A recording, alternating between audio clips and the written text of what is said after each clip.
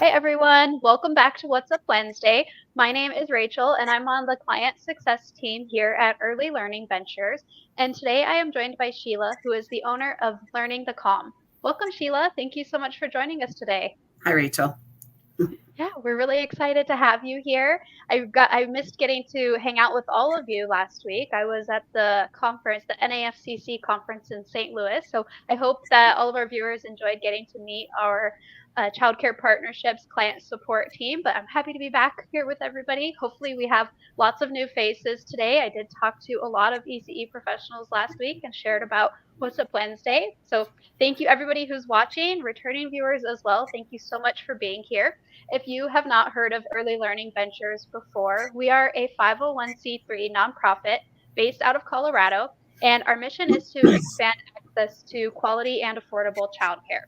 I have links in the description of this video that'll take you to our website where you can learn more about us and our resources offered, and also where you can learn more about Learning the Calm or contact Sheila if you have any follow-up questions. Since we are live today, please feel free to comment in the chat, say hello, let us know where you're watching from. If you have any questions, now is a great time to ask them while we have Sheila live with us here today.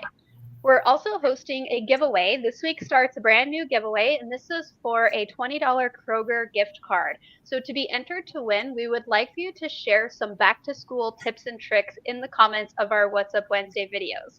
This giveaway will be 7 weeks long, and each comment earns you an entry. So we encourage you to join us every week, whether that's watching the live video or the recorded video later. Add a comment, share all of your back to school tips and tricks, and this is open for anyone. So educators and parents, you can share all of your tips and feel free to comment. I'm also going to add these instructions to the comments section in Spanish for our Spanish speaking audience. We see lots of hellos in the comments. Welcome, everybody. Thanks so much for being here. Exciting. All right, Sheila, are you ready? Let's get started. Can you start us off by introducing yourself and give us a quick introduction to Learning the Calm? Yeah. My name is Sheila McKay, and my business is called Learning the Calm. And I provide yoga, mindfulness, and social emotional learning skills and classes to both young children, so kids under 6 or 6 and under, as well as their educators and caregivers. Awesome. Thank you. Can you tell us a little bit more about the journey of starting your own business and teaching yoga, mindfulness, and social emotional learning? What motivated you to take this step? Yeah, I'd love to. So I've been working in early childhood education for over 8 years now. I've been a lead teacher at various schools. And when the COVID-19 pandemic came into our world, turned our world upside down, the daily changes and expectations and responsibilities and the stress of keeping myself and my students safe and healthy, it was just a real challenge. And I would go home at the end of the day physically and emotionally exhausted. And I realized that if I wanted to stay in this industry long term, this career, and I love what I do, I needed to make some changes. And that's when I became aware of Breathe for Change. Breathe for Change is an organization created by educators for educators.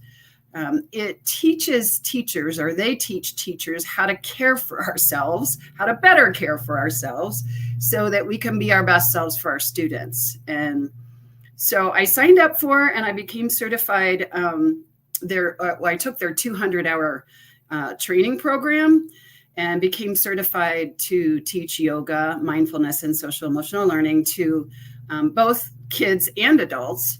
And I started teaching to the kids at the current school where I was working, and they automatically loved it. They ate it up. They were having such fun and learning great things. And I was getting terrific feedback from the parents and the other teachers there.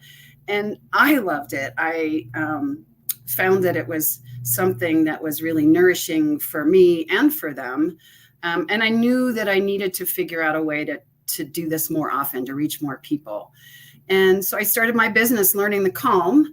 And now I teach both kids and educators at schools around the Denver area.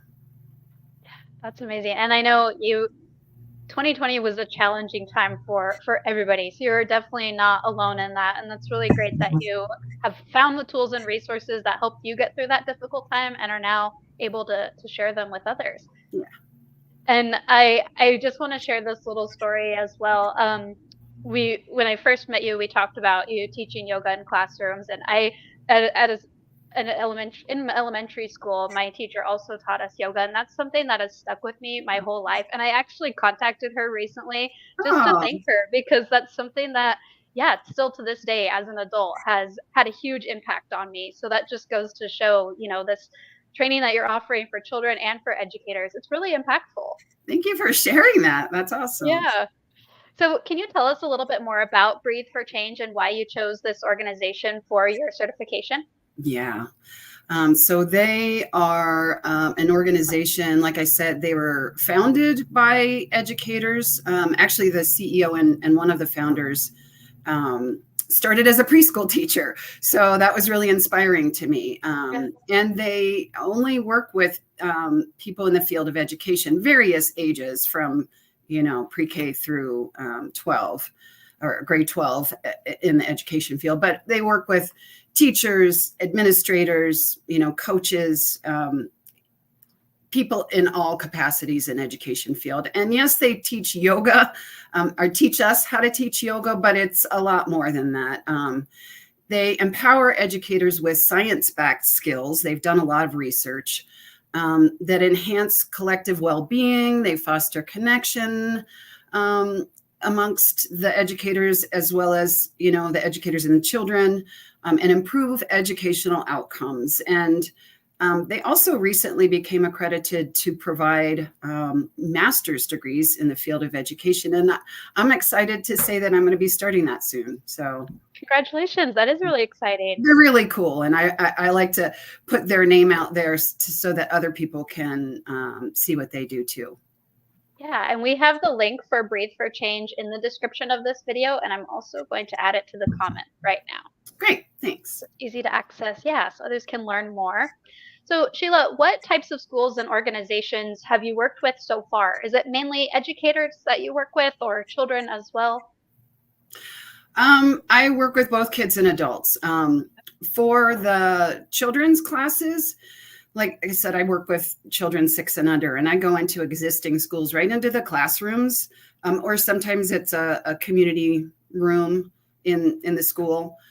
And the kids' classes range anywhere between 15 to 30 minutes. The main thing is that I try to be flexible with what the school has available and what they're looking for, what their goals are.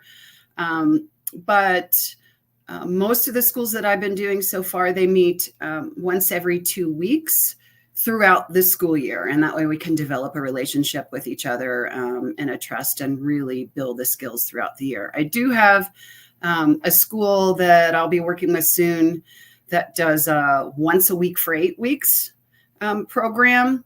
And I'd love to do the like a summer camp kind of thing. I'm still reaching out, trying to get the right school to do that, but where you would do like an every day for a week or every day for 2 weeks kind of thing. Most of the schools that I've been working with as far as the children's program so far are private preschools, but I'd love to break into the public or alternative school market as well. Oh. So that's the kids programs. The educator programs, I do an educator wellness class that ranges anywhere between 60 and 90 minutes. We usually do it on like a professional development day, or I've done it at like a after school staff meeting. And I've worked with a recreation center preschool, a homeschooling organization. Actually just recently worked with an early childhood council in the area. And then obviously several preschools in the area. So lots of different opportunities. Yeah, great. So we have some comments coming in. Carol, she's familiar with Breathe for Change, so that's awesome. She says that they're amazing. Faith is wondering, what is the youngest age that you work with? Honestly, I started working with preschoolers because that was my comfort zone. That's where I have most of my experience. Yeah. But I had requests from schools to work with younger children, and so now I work with infants through age, age 6. They're getting ready to go to kindergarten. Obviously, the younger children's programs focus more on the yoga, the movement aspect, and less on the social emotional learning. Yeah. But I was so excited. I was telling my partner earlier today. Yesterday, I had a comment from some infant teachers that I have been working with, that a child in their program, I mean, this is a 1-year-old who just walking around was doing one of the Oh, self-calming things and using her breath to calm herself. And I was like, you're bringing me to tears. I love So that. yeah, I wasn't sure because I don't have a ton of experience with infants. I was a little nervous about that first, but I've Yeah. been doing a lot of research and been working with them, and it's been really successful. Yeah, that's amazing to get that positive feedback right away. That's awesome. Yeah, and Tammy says that she loves the summer camp idea, and Amy loves that you work with staff as well. Lots of fun comments coming in. All right, so can you kind of share with us what is the importance of yoga and mindfulness practices for children under 6? How do these benefit their overall development? Yeah, I'd love to. So there's a growing amount of research and using yoga with young children, some of which I have on my website. Yoga benefits kids under 6 physically, mentally, and emotionally. Even people that don't practice yoga can probably guess that it would help with things like balance, coordination, um, body awareness, self confidence. But then when you combine that with learning mindfulness and being present and social emotional learning skills, like I do in learning the calm, it helps to improve their focus, concentration, emotional regulation. Like I said, with the infant doing self-calming, I have a lot of stories from parents about very young children doing things like that. It reduces stress. I know we think, well, what does a 2-year-old have to be stressful about? But think about, our preschoolers now were infants when COVID started. Hmm. And those things, that's a huge stressor that we don't know how it's going to affect children. So Yes. um, I've seen with this Learning the Calm program, it sets a foundation for creating lifelong wellness habits. It's a powerful combination to see firsthand. It's really, Yeah. I think that's the perfect way to sum that up, right? Is it's setting a foundation. yeah. Yeah. So, why do you believe that it's crucial for educators and parents to practice self-care and mindfulness? How do you support them in this? Good question. Honestly, as caregivers of young children, we teach children, it's age appropriate for a 2-year-old to get frustrated and lash out, even, by hitting a child or by biting them. Those are age appropriate things. It's our job to teach them how to better manage those things so that they can have positive social relationships going forward. Um, and, we do things like take a belly breath. We'll give them suggestions as to how to manage that. But if they see us doing things that don't correlate with what we're telling them to do, it's not going to be effective. If we want to be our best selves as caregivers of these children and set a positive influence for them, we need to show them how these skills can actually work in real life. Hmm. So, for early childhood educators and for parents, this is a stressful thing. We want to do our best for them, but there's a lot of pressure, probably mostly from ourselves, but also from parents and other people to make a difference. And we have to take good care of ourselves, both physically and emotionally. And I believe and have experienced myself that once I get myself better emotionally regulated and in a great mental health space, that helps with the physical, and vice versa. They work together. So learning the calm gives both educators and parents tips and tricks that they can use in daily life. I do a blog for most of the children's classes that I do, so that the parents know specifically what activities we did, but also how to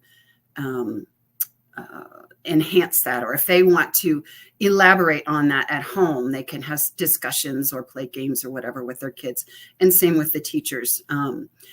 For teachers and parents, I also have a newsletter available. I send out articles that I write, but also articles that I find, or little videos or things that I find really helpful about how to combine yoga, mindfulness, and social emotional learning, and just different things in early childhood education that I think they would find helpful. So Yes. There's a lot of different ways that we can help each other as a community. Awesome. And I have your website in the comments here, as well as in the description of the video. So yeah, definitely everybody check that out, learn more, sign up for your newsletter, because sounds like that's an incredible resource to learn more. Yeah. So for your educator classes specifically, can we kind of talk about that? What do they look like? How do you ensure that participants are leaving feeling relaxed, but also equipped with the skills that they can use personally and professionally? Sure. Yeah, well, my educator programs are usually between an hour and an hour and a half, and I have 8 different components that I use in every program, but they vary depending on what the school's goals are and what they want to do, what they want to accomplish. But I always do a welcome. I have my singing bowl. This is what I call my singing bowl. It's a call for the kids love it because it's, a visual and an auditory thing. That's an invitation to participate. But I use it with my educator wellness classes too. And I always do some kind of breath work exercise with them. I have my geodesic dome. Ooh, that's fun. I know the background. But it really helps to teach breath awareness, and I do that with the educators as well. I mean, how can they really be expected to teach? I mean, of course, everyone knows how to breathe, but to breathe deeply, for that to be effective as a self-calming and self-management tool does take some instruction. And so I have different ways that I can show them how to teach it. And then I always do like a focus activity. Obviously, we do a little bit of yoga in the educator program as well, but it's very basic, trauma-informed, inclusive for anybody, even who has never done yoga before. You can do a lot of the things from a chair. And then we do, a communication and conflict resolution activity, usually with the educators, and end with just a relaxation, rejuvenation. I give them tools. We practice tools that they can use with themselves and the kids, but I also usually give them something concrete to leave with that they can take home and work on their own. I love that. Do you offer currently, or do you have any plans to offer any of your educational classes virtually? I haven't gone there yet, but it's definitely something that we're working towards for the educator programs. I would say it's an option for anyone who would be interested in doing an educator program outside of the greater Denver area. But as far as the kids classes, I think with the age group that we're talking about now, it kind of requires in person. Yeah, that makes sense. So for somebody watching, one of our viewers maybe, who might be interested in working with you or learning more, what's the best way to go about getting in touch? Well, you can visit my website, which is just www.learningthecalm. It's just all together.com. Um, and then you have my QR code there too, which will take you right to my website, or you can just email me at info@learningthecalm.com. Awesome. And I do have your email in the description of this video here as Great. well. Thank you so much, Sheila. You have shared some incredible information with us today. I hope that everybody watching has learned something new. I know I definitely have. Do you have any final thoughts to leave us with? Um, just something that I wanted to point out. I pointed it out a little bit in reference to the educator wellness classes, but I use a lot of different props with the kids' classes that just make it more fun.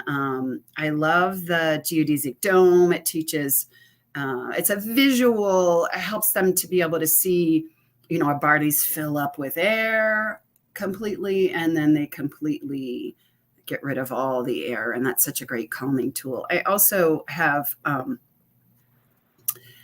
little, where's my rubber ducky? Maybe if you put it right in front of you, it'll pick it up. There we go. go. There you go. Whoa. I'm going to need some practice at this.